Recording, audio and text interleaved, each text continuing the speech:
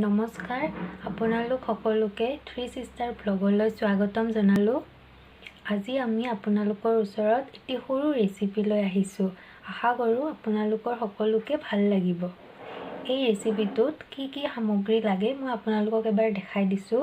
কাজু বাদাম লাগিব, নৰ্মেল যিটো বাদাম ৰোষ্ট কৰি বাকলিটো গুচাই লৈছোঁ, চেনি, ঘি, নৰ্মেল গাখীৰ, 2-3টা ইলাইচি আৰু ঠাণ্ডা পানী অলপ। আহক আমি ৰেচিপিটো ষ্টাৰ্ট কৰোঁ।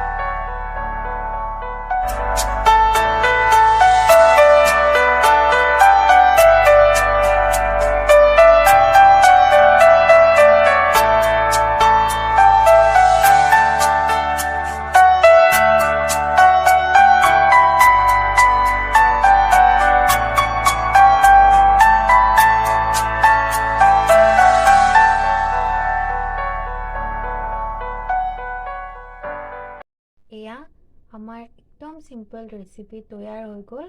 আশা কৰোঁ আপোনালোক সকলোৰে ভাল লাগে যেন।